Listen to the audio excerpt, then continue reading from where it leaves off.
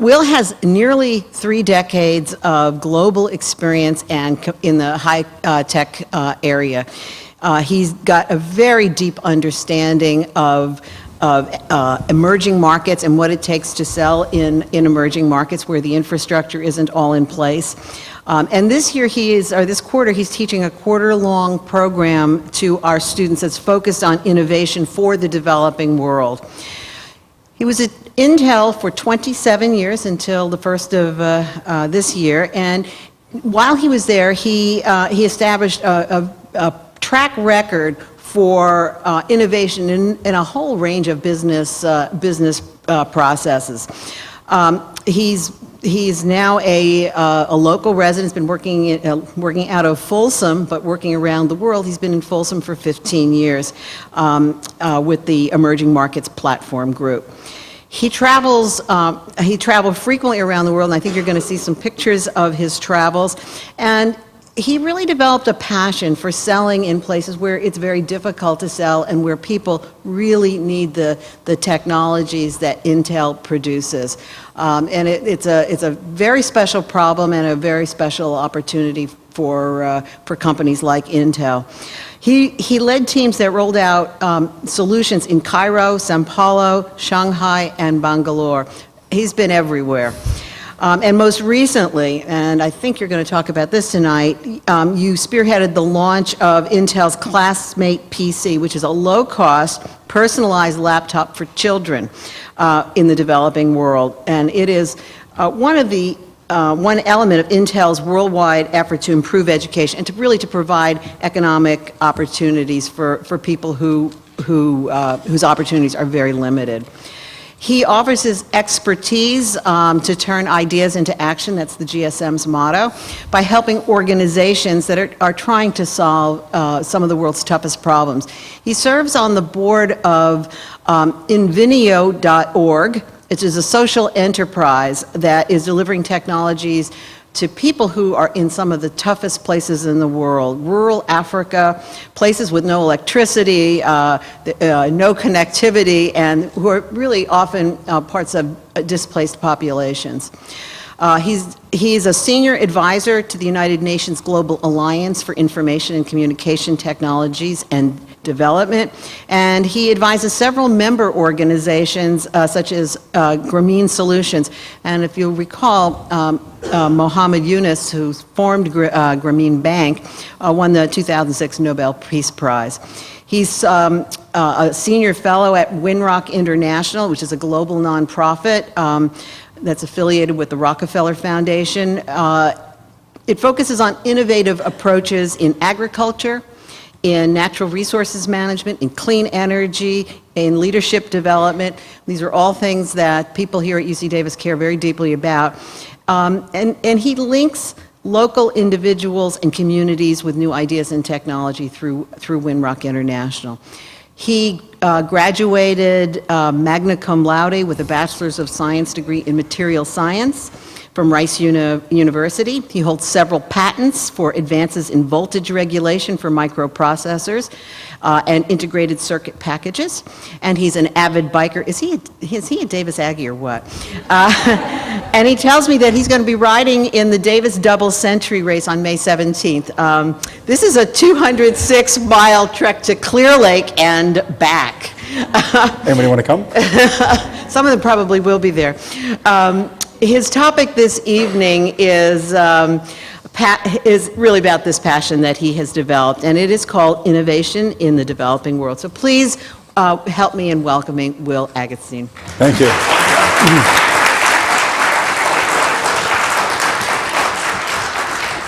Thank you, Dean Biggert. Does anybody not have an envelope? Hey, Jess, would you do me a favor? If you do not have an envelope, I will... oh, hey, Jess. So thank you for having me. This is our youngest daughter, Jessie, who is now handing the envelopes out. So thank you for having. This has been a great opportunity for me to be able to join the UC Davis campus for this quarter. And it's been able to allow me to take my passion and in many ways be able to pass it on to others, provide opportunities to others, and learn from others. And I know many of you have seen many PowerPoint presentations. I just want to warn you, this is the only slide with words on it. None of the other slides have words on it. If you look at the developing world, one of the things you can think about is we all think bad things about the developing world, but there is so much that we as a world can be proud about. First of all, we all live longer than our parents or our ancestors. In India, where this lady is, when I was born, the average age was 35. Now the average age is 67. So that's a tremendous improvement that's happened in the world. The second thing is we all can be proud about how we all eat better around the world. A lot of that, of course, has to do with the work of UC Davis and others around the world. We all are nourished better. We all have much better health. Healthcare has improved around the world tremendously, which has allowed people to live longer, prosper more, and contribute more to society. This is a depiction of what happens to health in rural India. We all are better educated. Education has changed tremendously. In 1990, about 80% of those children in the world received primary education. This year, it's almost 90%. The goal is, of course, to reach 100%. And those of particular interest and particular focus, obviously, are girls.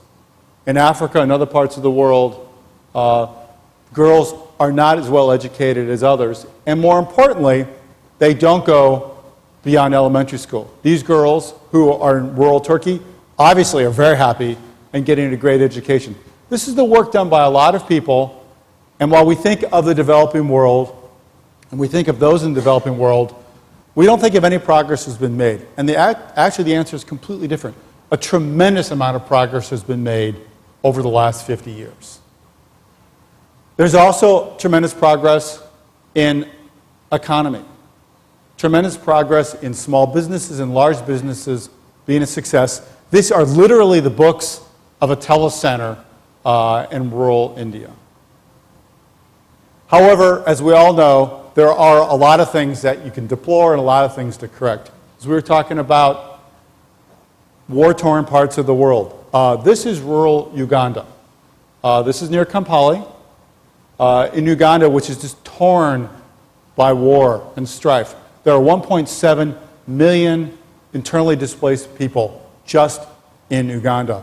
And there's 26 million around the world, which is the largest number it has ever been in the history of time. This is something that clearly we can all improve. As well as improvements in healthcare. If you look at around the world, some of the major issues have to do with health, with sanitation, and with that opportunity.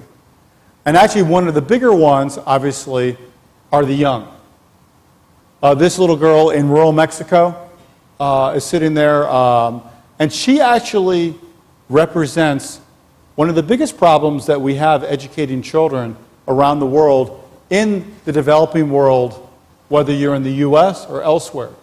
You ask any principal of any school anywhere in the developing world, whether they're in the developing world of US, like Del Paso Heights, or the developing world elsewhere, as my wife, she's a principal, and they will tell you the exact same thing. Their number one problem, whether you're in Del Paso Heights or whether you're in rural Mexico or India, is broken families. It is the number one problem. Mothers, generally it's mothers, taking care of the family. They cannot provide for their family. And most importantly, as a mother of this young girl, she had no hope. We actually were talking to her about what she had for her hopes and dreams for her children. She had no idea. She literally had no idea what could happen for her children. And then there, of course, is one of our class's favorites, sanitation and water. About 40% of the world does not drink clean water. Matter of fact, one of the students in our class came in last week. Her project's on clean water. She came in with like a water bottle, took it out of a bag, shook it up. It was full of dirt. She said 40% of the world drinks water just like this. Water is the leading cause of death around the world, drinking bad water. And clearly this is something that can be improved upon. This is in Vietnam. This is outside of Hanoi. The other thing, obviously, is fuel. As my students will tell you, as my family will tell you better, I have hundreds, if not thousands of photos of propane tanks. Women carrying propane tanks, children carrying propane tanks on bicycles, just on the back of motor scooters. If you look at the energy around the world, it's not as efficiently carried as it could be, and we see this as a huge opportunity. The other one, obviously, is transportation. This is in rural India, which, by the way, you're on top of the bus because it costs half as much as to be in the bus. And so a lot of people will be on top of the bus. And it's interesting is that there's not much transportation. And what this actually leads to is lost opportunity. This is actually the bus that's coming into a town named Mondia. And the issue is the bus, actually this was returning, comes in, goes out once a day to the main town, and comes in once a day from the main town. And if you want to do any amount of governmental work, any amount of form filling, any amount of getting loans, any amount of health or whatever, you got to go to town. And it takes an entire day. It's not like, running down to the local post office, because there isn't one in this town, or running down to the doctor's office, because there's not one, or running to the government. And running to the government in India, of course, is special because you can't just run once. You have to run a couple times. People in India have almost redefined line standing. And the average head of household in this town of Mondia spends 24 entire days a year on that bus, out of town, to go do paperwork to support his or her family. And that's 24 days that they could not be doing productive work. And most of the stuff literally is like, a 5 minute of effort once you're there. And if you could somehow make it simpler, fix these transportation problems, they could be more effective. The other one is commerce, transportation for commerce. This is actually in the Aswan River near the Aswan Dam. And this is like a picture out of a storybook. I mean, other than the hotels in the background, which are being built and have been for as long as anybody could remember, these guys are in this boat that you actually can't see from this picture that has got about 2 inches of freeboard and is carrying concrete. And so they were going slow enough that we could circle around and go talk to them, and kept our distance in case that 2 inches of freeboard went away. And they are limited on their commercial capabilities merely because of their transportation. And so these are all things that are opportunities for us to be improved. And the other thing is, if you look at the effort done by most of those in the developed world, our world, and as the British would do, they would start by saying, no offense intended, right? And then they would offend you. The developed world, the mature markets, we have literally littered the world. We have littered the world with our old stuff, our refurbished PCs that don't work. We have littered them with our old technology. And I would dare say in most of our efforts to solve things around the world, most projects that people have done have failed. And so the world is actually littered with failed developing world projects done by the mature markets. Okay, time for the inclusion activity. Everybody grab your envelope, please, and don't open it yet. Okay, now, the purpose of this exercise is to understand how big this market really is. In your envelope is either a quarter, a nickel, 2 pennies, or 1 penny. Okay, so don't open it yet. If you have 1 penny in your envelope, your family makes less than $1 a day. If you have 2 pennies in your envelope, your family makes between $1 and $2 a day, entire head of household. If you have a nickel, the math's not exactly right, your family lives on $5,000 a year, And if you have a quarter, you are the rich people. Now here's a trivia question. Who is the richest person in the world? And you can't answer the question because we already had this question. Who is the richest person in the world? Anybody?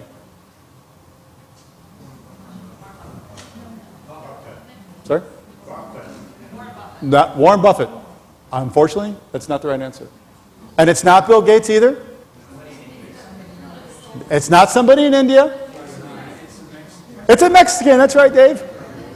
Carlos Slim, who is the head of Telmex, is the richest person in the world. And so if you are the richest person in the world, you are not necessarily in the US, and you're not necessarily in immature markets. Okay, so now, everybody open your envelopes, please.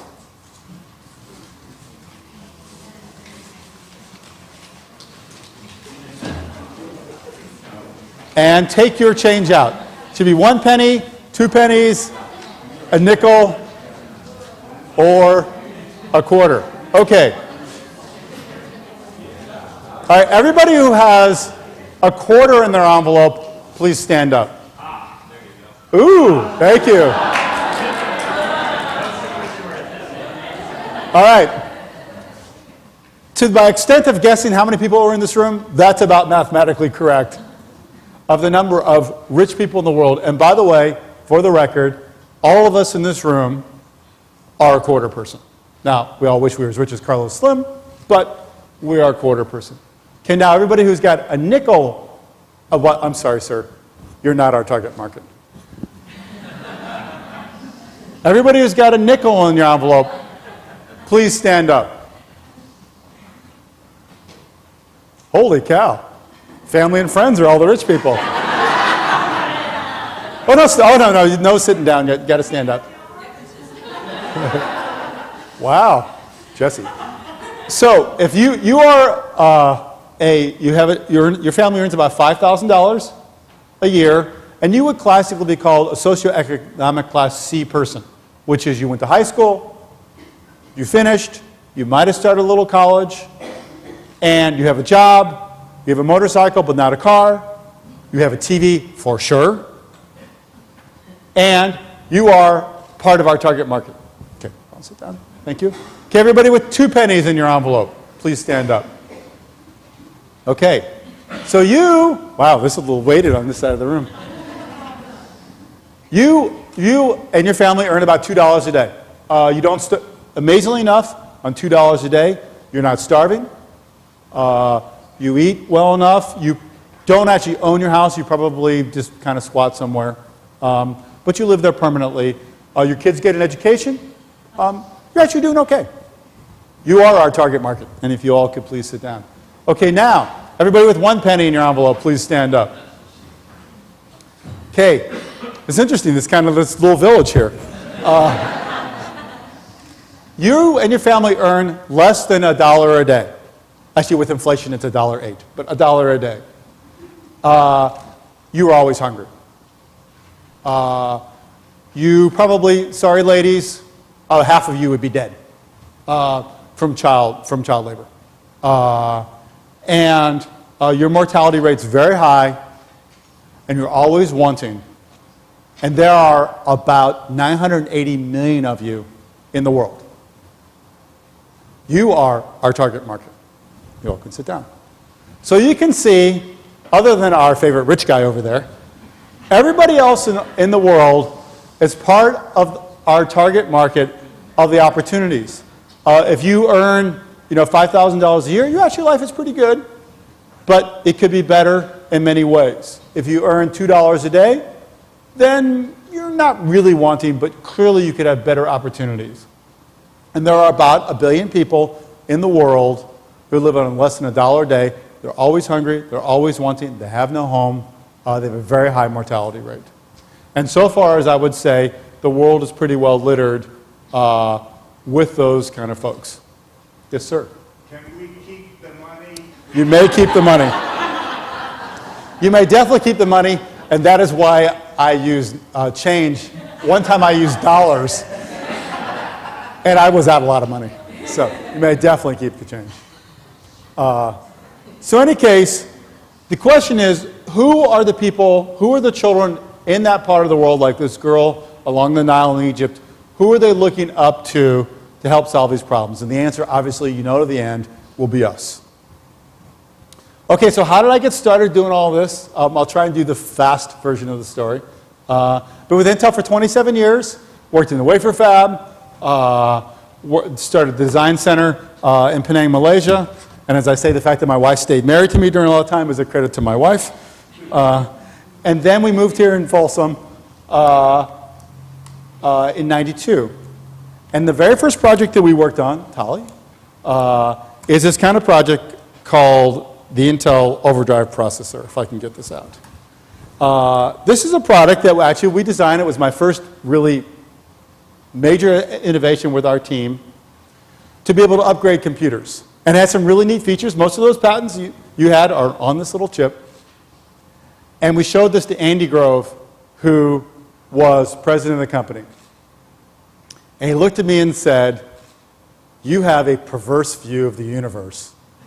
We will never put a fan on any of our chips, ever." And when the president of your company, and we all know Andy Grove, well, we know of Andy Grove, right? He's a legend. By the way, he's earned all of his legendness. He's a very sharp guy. Says, "You have a perverse view of the universe. We'll never do that.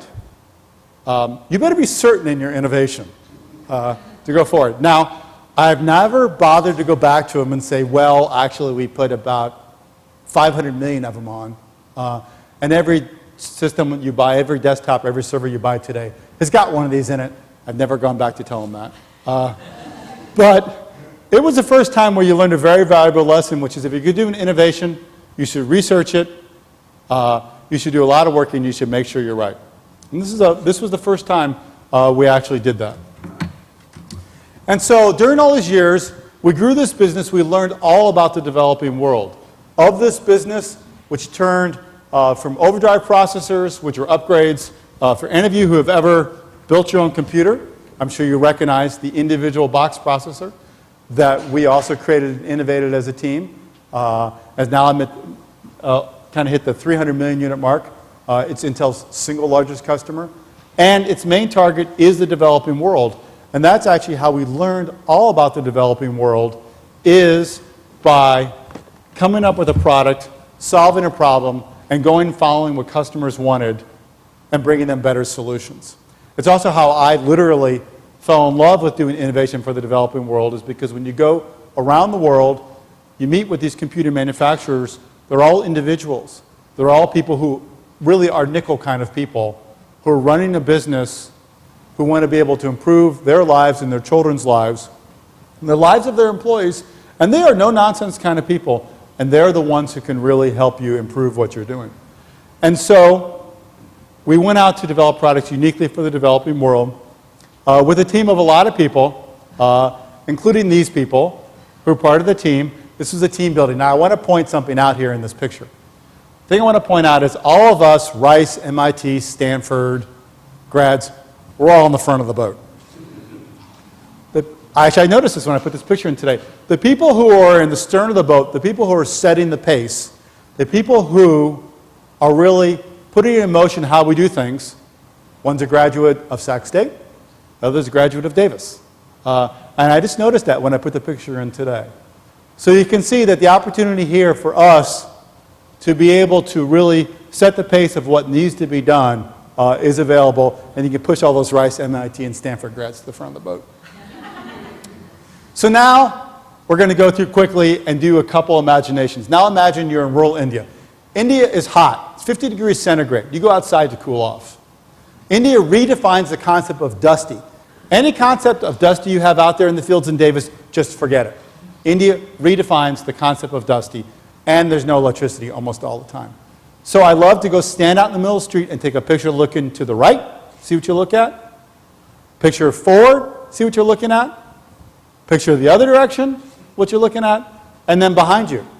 And what you see behind you is this information kiosk.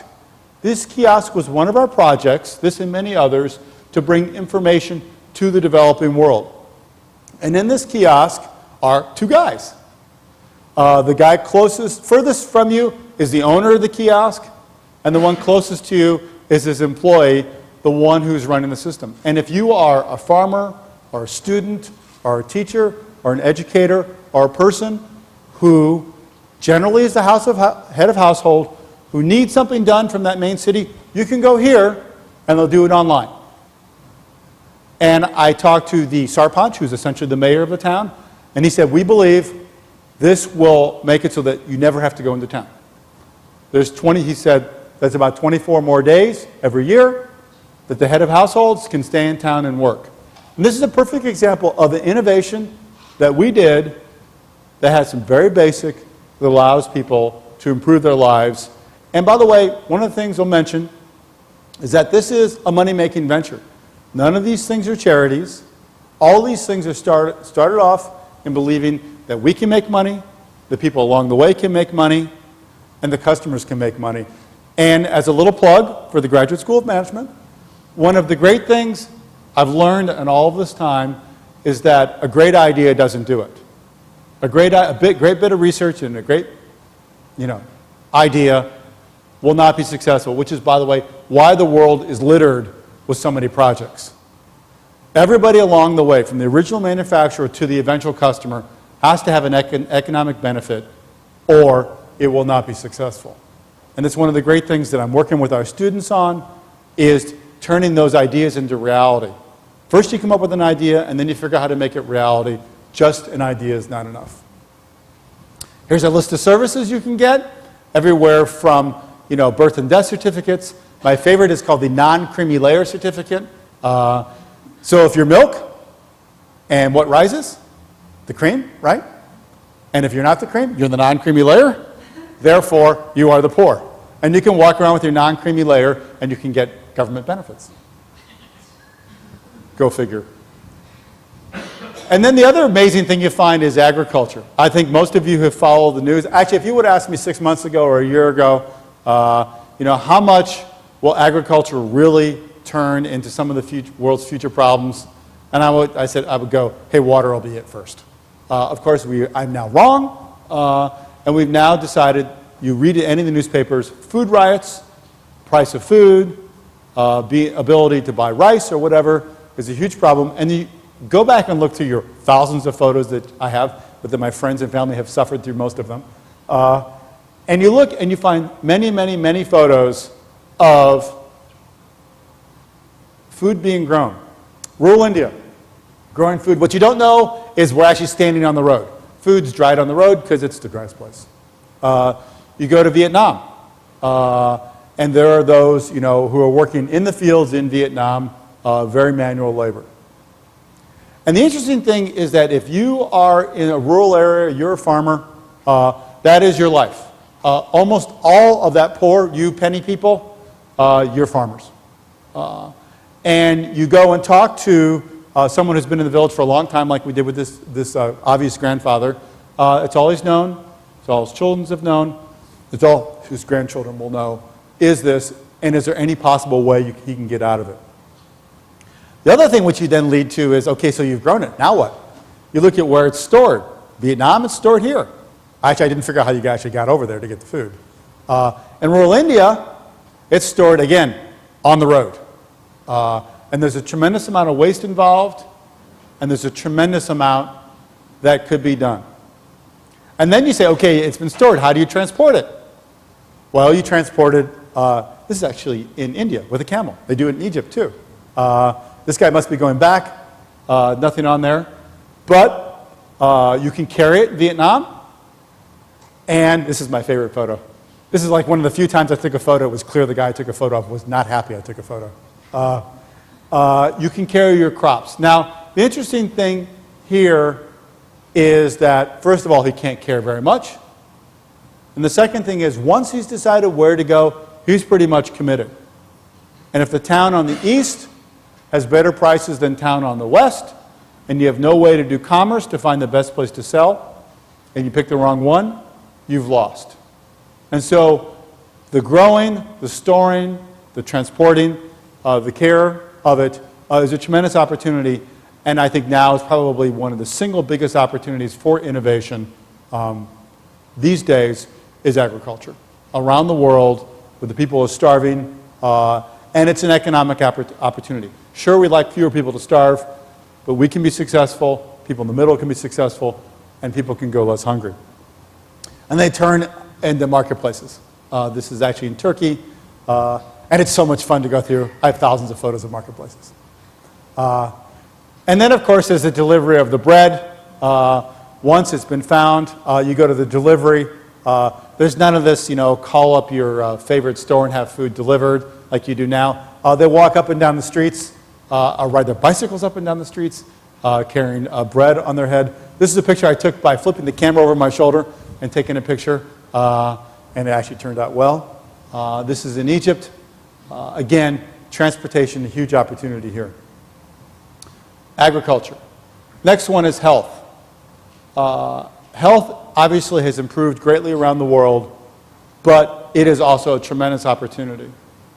If you go and look to see why most children die, the single largest reason why children die are upper respiratory diseases. Those are all treatable. The second one has to do, is malaria. It's treatable. People die from mumps, right? People die from diseases that we have many of which we have had immunizations against for years, right? And so if you go to this little Indian town called Junachamu, they have the records, all the immunization records of all their children on walls of the health clinic. And that's one wall, every single wall, and they actually, they believe it's important for all the children to be immunized. And so what they're doing, this is a sarpanch, the mayor, it's kind of the mayor, city manager, judge and everything of his town.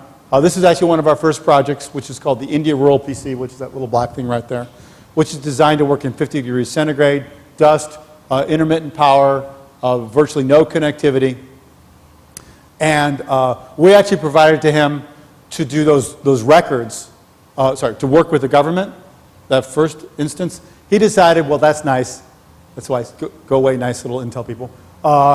And he decided that his thing he wanted to do was improve the health of his village. And when we came back about 6 months later, he had every immunization record of every child in his village and the surrounding villages in there, knew which ones had missed it, what their schedules were, just like we all, run around with an immunization card. He was going to make sure everyone in his village got immunized. And this is a great example of you can have all the great intentions, and the people you're working with will use it to what they want to accomplish. And the other interesting thing is after this conversation, the mayor and the guy whose arms are crossed, who turns out is a reporter, all the reporters left, etc. And the reporter and the sarpanch, the mayor, and I went for a walk, and I went to the reporter and said, okay, put your camera away. You're now translator. And we walked around with the mayor, the sarpanch, and I said, I'd like to meet the youngest person, the oldest person, the school, the health clinic, which is actually we went to the health clinic, and your best business. And as we were walking through town, I asked the reporter to ask the mayor, where do you see your village in 5 years?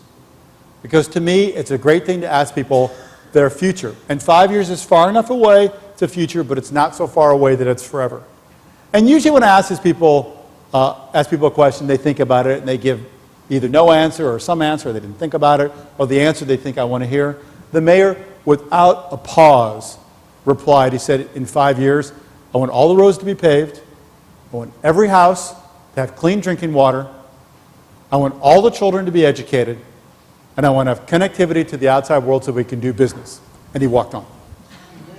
And I said to the reporter, come back, this guy has his act together. And the reporter a few months later sent me an email and said, you were right, and we're actually doing a story on them to showcase to others how it can be done using innovation, not just technology. Okay, this is officially the only picture in this presentation that I haven't taken. And this is because this is in Uganda. Actually, it's one of two pictures I haven't taken. This is the displaced persons camp, and it's pretty well hopeless there. It's hopeless because they cannot contact their family, they cannot do commerce, they cannot educate their kids, it's just pretty hopeless. However, in Vineo, which is a place that I'm a board member of, they do projects that do connectivity in the furthest of furthest, the harshest of harshest, the places that I have to tell you, I wouldn't go, but they will go, and climb tall towers. And this is a project to provide connectivity to this displaced person camp near Kampala in order to be able to improve the lives of those people there. And this is inside the kiosk. And again, people use it for connectivity. They use it for communication. They use it to improve their lives. They use it to be able to no longer feel isolated. And again, it's a very simple thing with a very simple bit of technology. It's an innovation, nothing tremendously magical, but it's something that's be done. And as I mentioned, if you want to do this, you have to climb tall towers. This is not a very tall one. James Wary climbed a 160-meter tower. It's not in this picture. The other thing is commerce. There are many people in the world, if they just had $10 more, $25 more, they could be more successful. And this whole concept of microfinance, microcommerce, that could be done. And as we know, Muhammad Yunus got the Nobel Peace Prize for this. There are a lot of people around the world who are really focusing on it in the US, including actually one of the larger ones is located here in Davis. And the lady who sold food by the side of the road, by the way, this is a butcher in Egypt. For those of you who want to run out and get some meat, this is where you go in Egypt, the butcher. He could use more money and maybe get a place he wouldn't have to do it on his cart. This is someone selling fruit by the side of the road in Vietnam. Again, there are a lot of concepts of small businesses that with a little more money they could be more successful. Then this is concept of communication. This is the United Nations. What a great place to be. I can't remember, but the guy in South Africa, he was just screaming about something. So it made such a great photo. But it's not just those people communicating that's important, it's everybody important. This guy in Cairo, he obviously has something to say. And it wasn't at me, luckily. But it's not just men, it's women. In many places in the world, women are underrepresented and understated. And one of the ladies in my class is actually doing a project on getting better representation of women in governments around the world. And I said, the US is off the table for this conversation. And she is actually proposing that women represent other women better, and if women are represented better, your economy of your country will be better.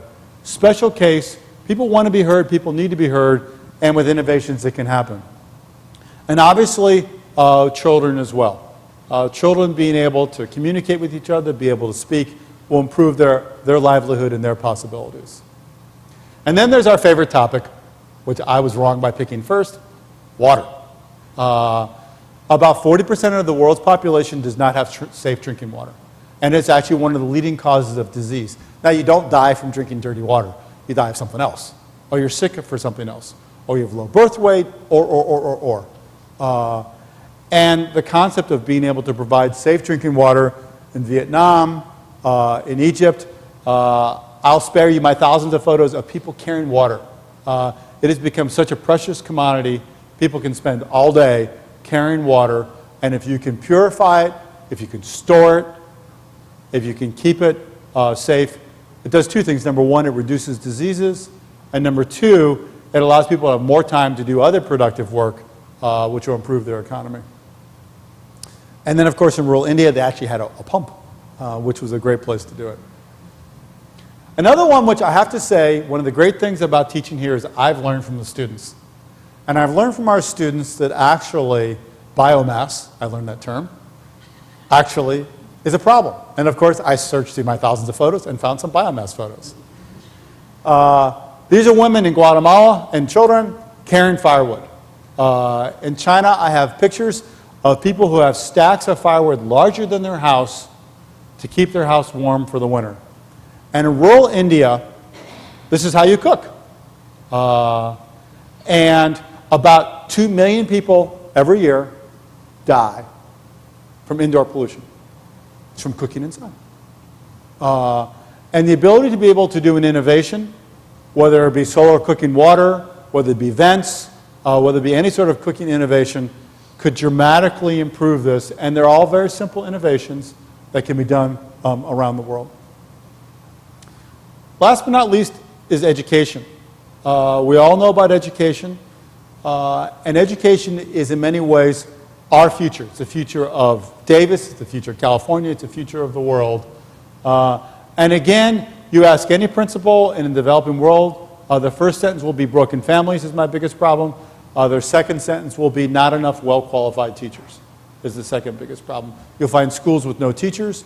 You'll find schools without qualified teachers. Again, the U.S. is off the table for this conversation. But you can see that that is keeping children away from where they want to be. And kids actually want to come be educated. It's interesting about fences.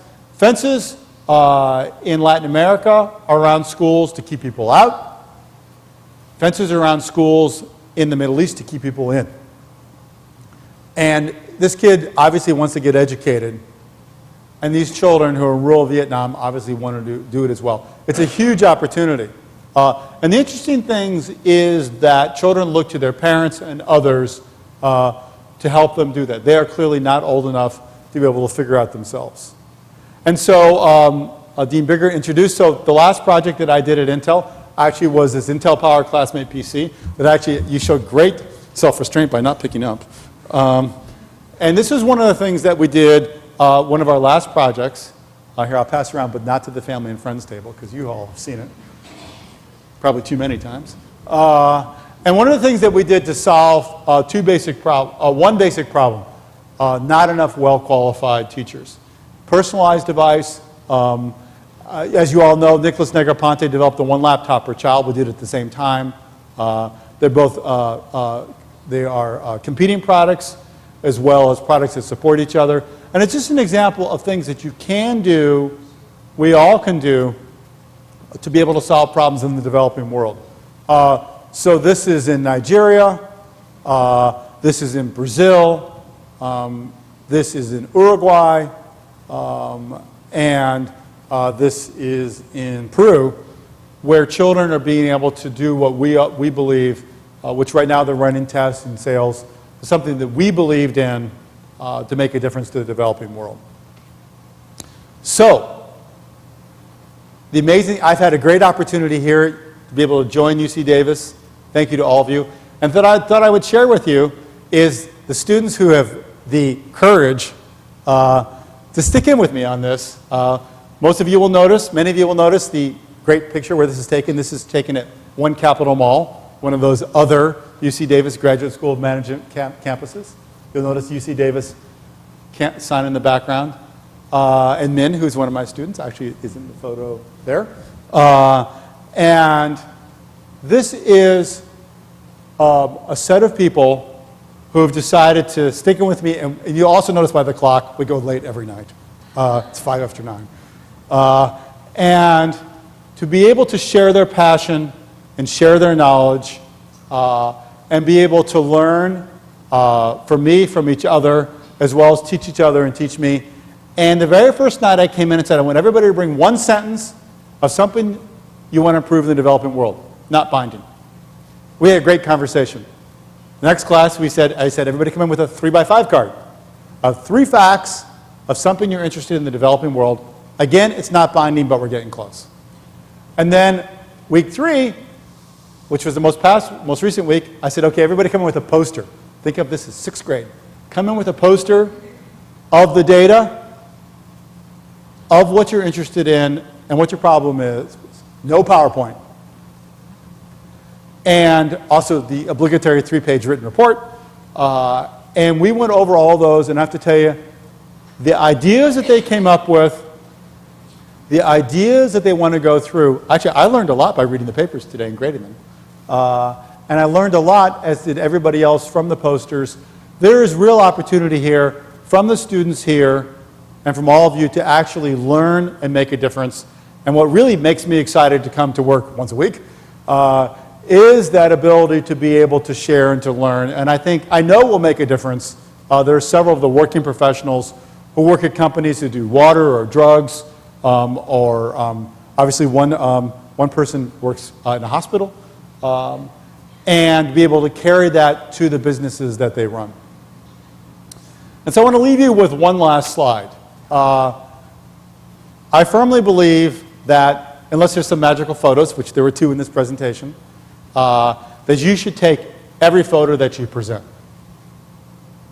And this photo is in a very rural Uruguay.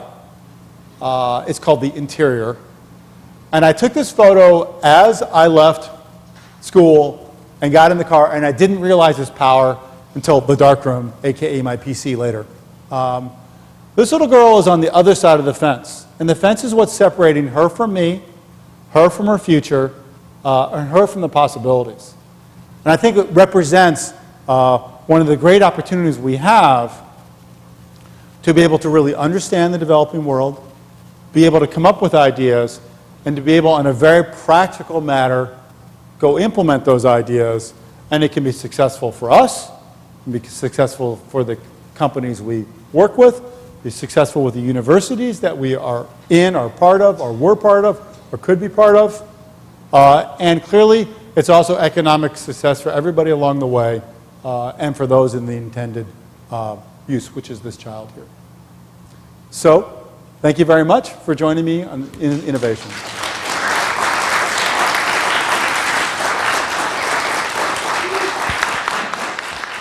Since everyone's shy, I'll ask.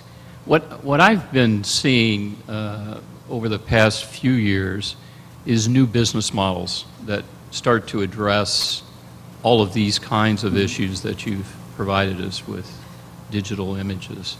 And I think that's really where the business world is starting to go. The idea of one blockbuster drug product or whatever out there. And we're starting to see that we can really have some impacts if we get out of those old business models and start to apply some new ways of thinking to solve some of these problems. So with your travels, I mean, it's one thing to dream up a solution to someone, but to make a business model that can be applied to all these different cultures and places around the world, I think is essential for us to be successful rather than running around the world and littering it with our old solutions. So that's a little more of a statement, but I'd like to explore those business models out there also. So you're absolutely right.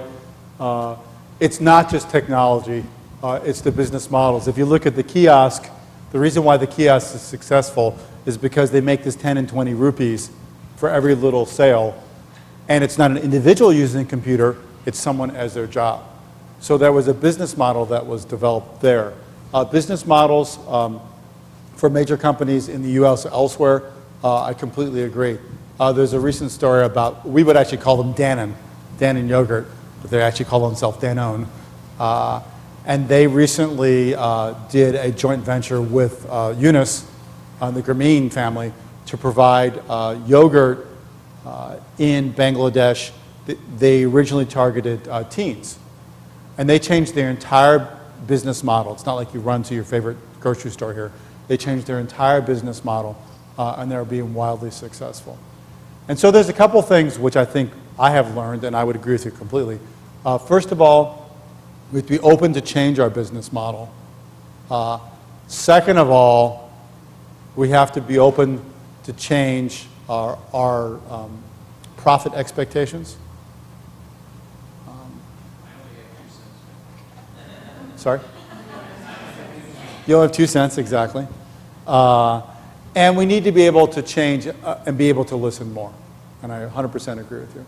Some of the things that we've done have been success there. And I have to admit, some of those, luckily not in the picture, but some of those littering around the world actually I've done.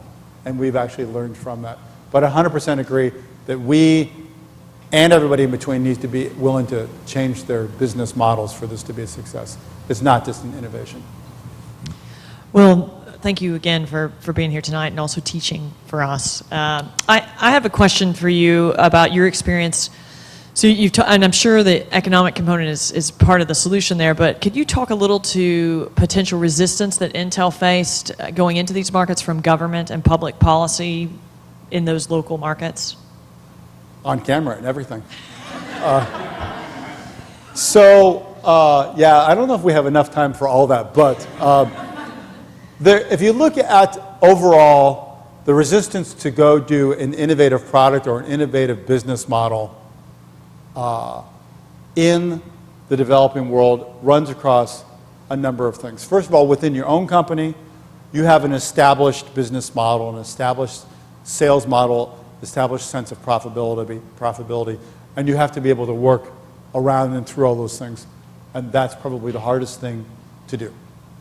The second thing is, in the countries, there are obviously a lot of politics.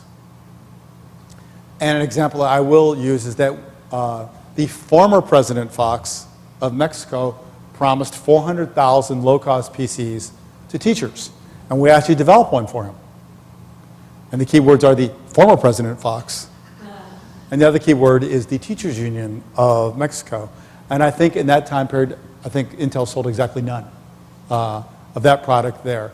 And so there is working through the local political agenda. There is also, in many ways, local social mores and a lot of local village politics of what they're trying to accomplish. Although in many ways, I think just like we would see in local governments in the US, they see the possibility for their government much more straightforwardly, and they're much more easy to work through. The interesting things to actually work through is, forget the exact term, but there's a term for a government based on corruption. What's the word for that? Klepto, something or other, right? Thank you. I figure with a room of econ people, we should know that. So government's based on corruption. And I think one of the very valuable lessons I got there in working through these innovations is that a lot of product, pretty much all the product that we had at one time, was smuggled into China. And I asked the gentleman I was with, I said, okay, so the import duties is 17%. How much does it cost to smuggle product into China? Very, this pragmatic business person that I am. He said, it cost about 8 or 9% to smuggle product into China. And I said, this sounds like a really simple problem. You lower the import duties to like 12%, you raise the enforcement at the border, and it's all good, nothing more gets smuggled in. And this was the first time that I got what I later learned to call the, oh, you naive North Americaner look. And I got the look, and I named the look later, but I knew exactly what it meant. And I looked and said, I get it. The government officials are the ones who are getting that 8 or 9%. He said, exactly, right? So, and I've gotten that naive North American look lots of other times around the world in other stories. So it is difficult. I think the things that we have found in this project or any other project that you read about is making sure that you open the Dale Carnegie book and turn to the page that says, how is this in their interest? And if you look and work through, why is it in the government's interest? Why is it in the superintendent of schools' interest? Why is it in the president's interest? And you can work through why it's in everybody's interest. You can be very successful. And you have to, there's two things that it does. Number one, you have to be able to craft this story to sell it. And number two, you have to be certain in yourself and your value proposition to be able to craft that story. Why is it in everybody's interest? And in those times, that is in everybody's interest, are the ones that are successful. Now, the thing which we were successful in ways that I would have never expected, and by the way, one of the things I tell the students, you have to be ready to be successful in ways you never expected, is the people who are very affluent, the very rich people. So the ideal very affluent person was born and raised in the country, became very rich there, moved to the US, is really rich here, and has grandchildren. Ideal rich person, right? And they want to do something for their country. So the guy who is, I would call the richest not in jail person in Russia, has decided to give millions of computers to the orphans in Russia, because he's an orphan. And our favorite Carlos Slim, he's decided to give a lot of computers to poor in Mexico. And actually, one of the things that I've actually discovered is there are a lot of very well-meaning people who would really like to help the developing world. And if you are Carlos Slim or a very affluent person in Russia, you can figure it out. But for many others, they need help figuring it out. So I think a big opportunity for us and for others is to find ways with a good business model, with a good product, and approach those who are more affluent than we are. And if they hit the ideal model, it's even better to be able to go do that. So, those are one of the things actually we never discovered and have created some of the best successes. And I want to have you help me thank Will for sharing his passion with us and hopefully inflaming some passion inside us here too. I have a little something for you. Oh, thank you. Thank you very much. Thank you so much. Thank you.